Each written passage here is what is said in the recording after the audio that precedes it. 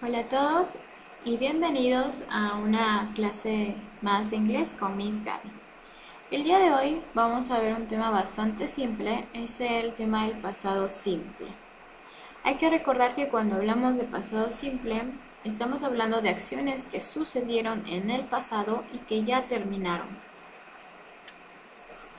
Veamos cómo puedo ocupar esta regla para la afirmación.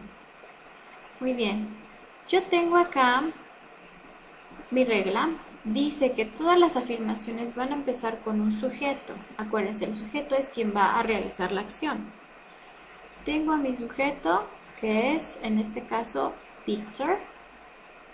Luego, voy a poner mucha atención al verbo, porque la regla dice que mi verbo va a tener una terminación diferente. Va a tener terminación ed o de, y de esa manera yo la estaré cambiando al pasado. ¿Qué pasa? Si mi verbo tiene una terminación natural en e, por ejemplo el verbo dance que termina con la letra e, solamente le voy a agregar la letra d. Pero si mi verbo es como el verbo play que termina en y, pues le voy a agregar ed. Hay que tener en cuenta que esta regla solamente la van a seguir los verbos regulares. Hay que recordar que hay dos tipos de verbos, los verbos regulares y los irregulares. Los verbos regulares sí van a seguir esta regla de conjugación, pero los verbos irregulares tienen su propia conjugación particular. Por lo tanto, para poder ocupar un verbo irregular, tengo que estar segura de cuál es la conjugación. Puedo ocupar o apoyarme de una tabla de verbos o me los puedo aprender. Tampoco son difíciles y se ponen en el mismo lugar, o sea, en esta parte. Simplemente hay que darse cuenta que las terminaciones se aplican solo para los verbos regulares. Bien, seguimos. Entonces mi verbo play cambió a played. Y por lo último voy a poner mi objeto directo o complemento, que en este caso es the piano. Victor played the piano. Víctor tocó el piano. Vean cómo es una acción que ya se realizó en el pasado y ya terminó. Veamos la negación. En la negación vamos a ocupar una cosa extra, que es el auxiliar.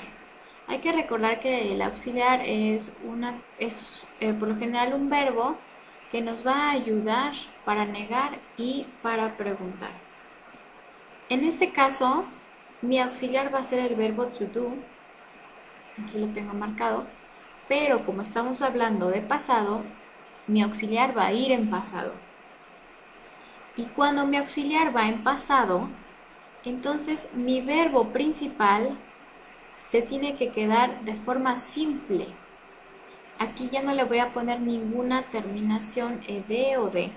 Ya no le voy a poner nada, lo voy a poner de manera simple. ¿Por qué? Pues porque mi auxiliar ya está indicando el tiempo. Veamos cómo funciona. Mi sujeto sigue siendo Víctor. Mi auxiliar to do en pasado, aquí lo tengo el did. Luego tengo a mi negación, la negación siempre va a estar entre el auxiliar y el verbo principal, que es not. Luego pongo mi verbo principal, play, de manera simple. Y termino con mi complemento, que es the piano. Hay que tomar en cuenta que yo también puedo ocupar una contraction para hablar. Acuérdense que las contractions a mí me van a servir para hablar de manera más rápida. Did not es lo mismo que didn't. Únicamente lo que sucede aquí es que yo voy a cancelar la letra O, voy a unir estas dos palabras y voy a poner esta pequeña apóstrofe y se va a volver didn't, ¿vale? Las dos formas están correctas, entonces pueden ocupar la que para ustedes sea más fácil de aprender. Did not o didn't, ambas están bien. Víctor no tocó el piano, ¿vale? Estamos negando. Vamos a las preguntas.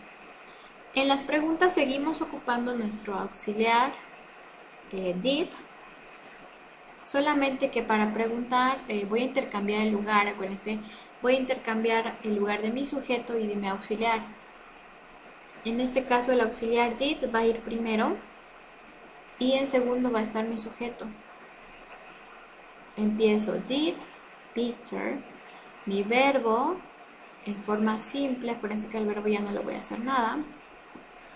Y por último mi complemento, que es the piano. Did Victor play the piano? Vamos a recordar que en el idioma inglés solo se pone el último signo de interrogación. No ponemos el primero no existe. Únicamente ponemos la última question mark y con esa vamos a cerrar nuestra pregunta. ¿Tocó Víctor el piano? ¿Vale? Hasta aquí, de esta manera podemos seguir la regla con mayor facilidad para que nosotros podamos afirmar, negar y preguntar en pasado simple, que es uno de los tiempos más sencillos que hay en inglés. Espero que este video les haya gustado, lo pueden ver las veces que sea necesario y les mando muchos saludos. Goodbye.